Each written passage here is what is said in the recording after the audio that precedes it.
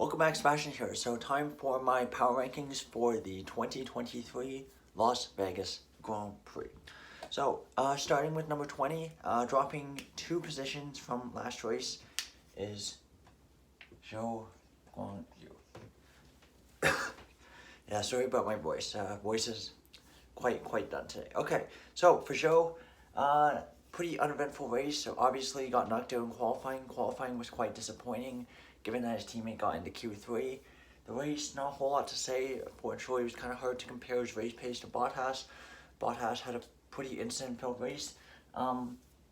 Finished a bit outside the points. Not much more to say with Zhou. Number 19, staying in the same position, is Logan Sargent. So for Sargent, career best P6 in qualifying. P7 in qualifying, of course, moved up, was promoted to P6 on the grid with Sainz's penalty.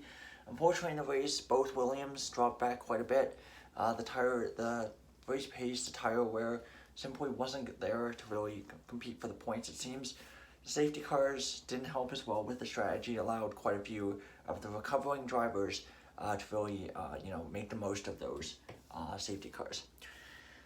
But that being said, not a terrible weekend for Sargent. At number 18, moving up 2 positions. Pretty impressive weekend for this driver, relatively speaking. For Kevin Magnussen, got himself up into Q3. Really good starting position. Of course, in the races, we know the Haas isn't as good as pretty much everyone else on the grid, so the expectation is that they fall down the field. Was very close to Hulkenberg, a little bit ahead of him for pretty much the entire race. Hulkenberg retired, unfortunately, but for Magnussen, pretty decent result. So up 2 positions. Number 17, dropping 4 positions, is his teammate, Nico Hulkenberg. So for Hulkenberg, a bit of a tough weekend. Out-qualified by Magnussen, and in the race was pretty much behind him, and then retired at the end with some kind of mechanical problem. Not a whole lot to say on Hulkenberg's race, but Magnussen did look the better of the 2 drivers for Haas this weekend. Number 16, dropping down 1 spot, and this is not really his fault, but there was another driver that I felt had to pass him.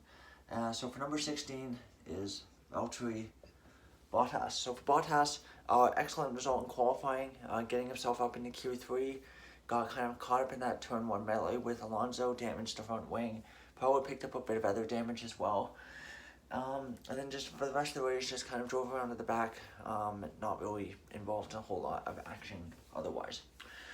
Number 15, pretty decent race for this driver, despite the fact that the result wasn't really there, and the race pace, I think, for this car was pretty awful, and that is Daniel Ricciardo, moving up 1 position. So Ricciardo out-qualified Tsunoda and beat Tsunoda in the race, of course, with Tsunoda's DNF. That being said, did look comfortable and was just kind of mixing it up in the lower midfield. I think AlphaTauri will be pretty disappointed with the lack of race pace this weekend. But that being said, they'll be looking on to Abu Dhabi, the last race of the year.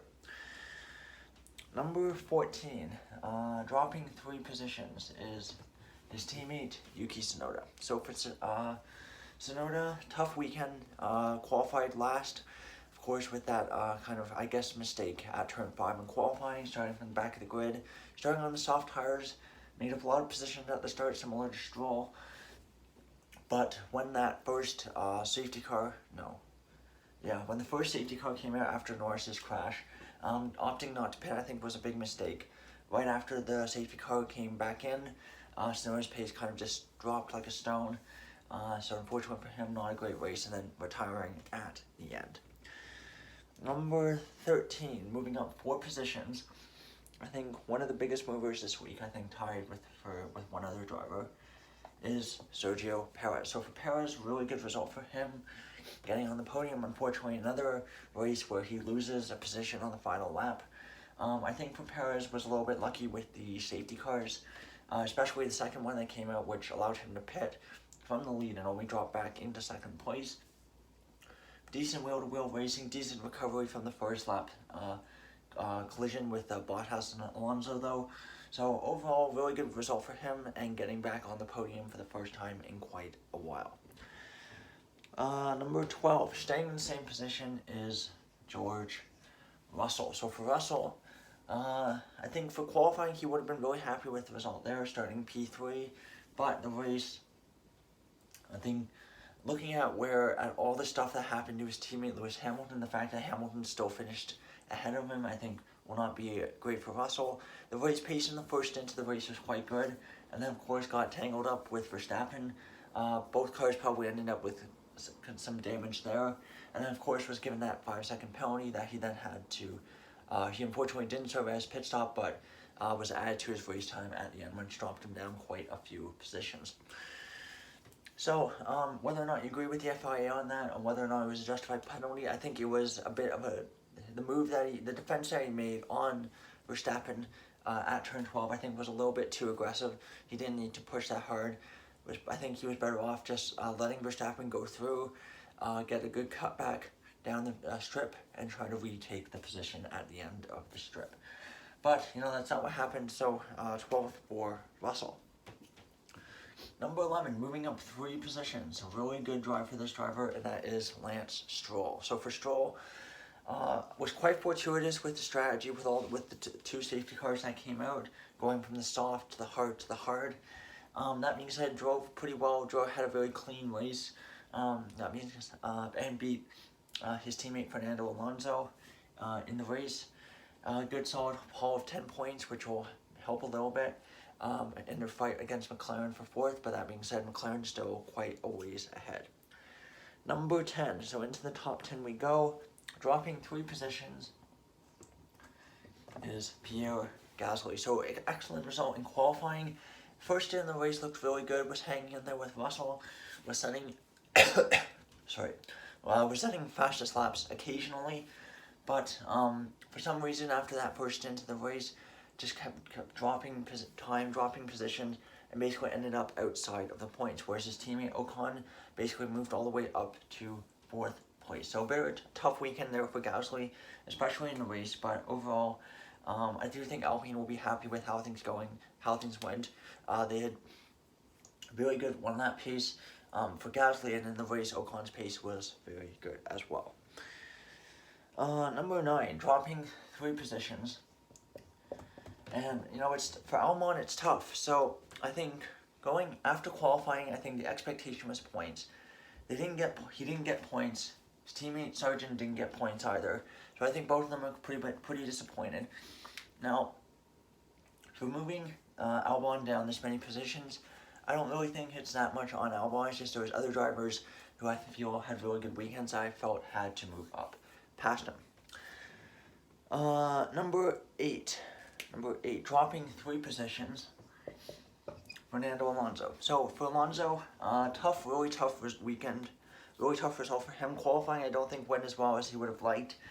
And then, of course, I think just was too ambitious, too aggressive at turn 1 on lap 1.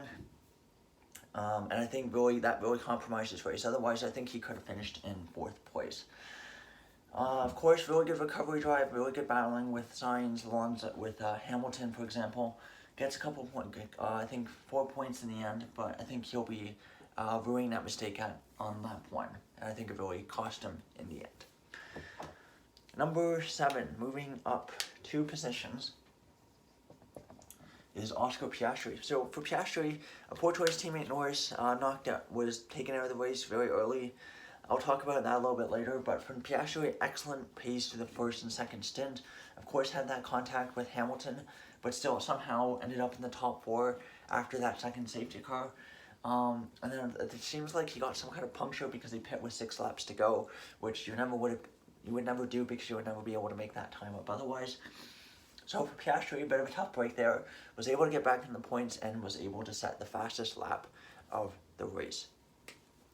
Number 6, moving up 4 positions, extremely strong race from this driver, and that is Esteban Ocon. So for Ocon, really good result. I think after qualifying P16, had a good start, and then just had really solid, really strong race pace, and was much quicker than his teammate Pierre Gasly. So up into the top row, in 5th place, moving up 3 positions, is Carlos Sainz. So for Sainz, qualified P2, was given that 10-point grid penalty because the track decided to fight back against his car in FP1. That being said, I think the recovery drive, is given that he had to pit on the opening lap with front wing damage, I think was pretty good. 7th place, or no, 6th place. Was it 6th place? I think it was 6th place. Yeah, 6th place was a really good result for him. Got a really good handful of points, and now there's only a 4-point gap between themselves, Ferrari and Mercedes, for second in the Constructors' Championship. Number 4, dropping down 2 positions, is Lando Norris. So for Norris, really not a whole lot to say. Qualifying didn't go particularly well.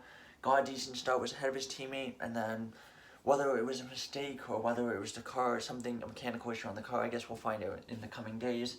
But for Norris, really tough weekend. I'm not going to move him down anymore because at this point I don't know if it was a mistake. If it was a mistake, I might have moved him down a couple more spots.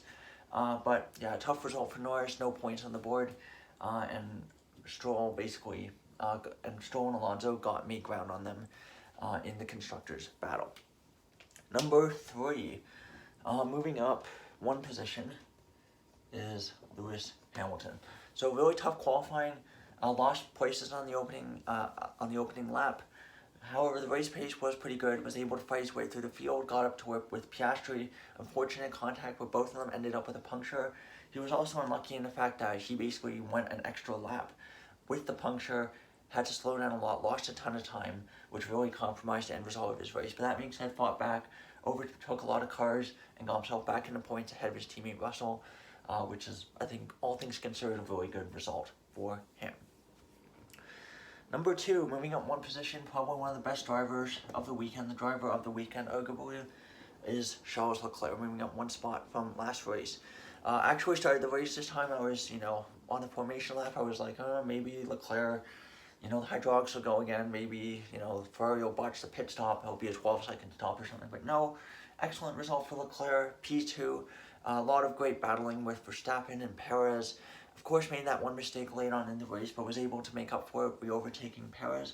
The race pace was fantastic, was able to stay pretty close to Verstappen through most of the race, which is something that has not happened pretty much at all this year, except for Singapore. And I think really got the most out of the cars, despite starting on pole. Now, number 1, same place as he's been pretty much all season, and that being said, the gap between Verstappen and Leclerc, I think, is pretty close. So if Leclerc has a great result in Abu Dhabi and Verstappen maybe doesn't have the best race, Leclerc could end up ahead next time out. But for Verstappen, scruffier race than a lot of races that he's had recently. Of course, made that very ambitious start, deciding to create a new racing line for turn 1. I do think that he was at fault for there. I think he didn't really try to make the corner and he just kind of drove off.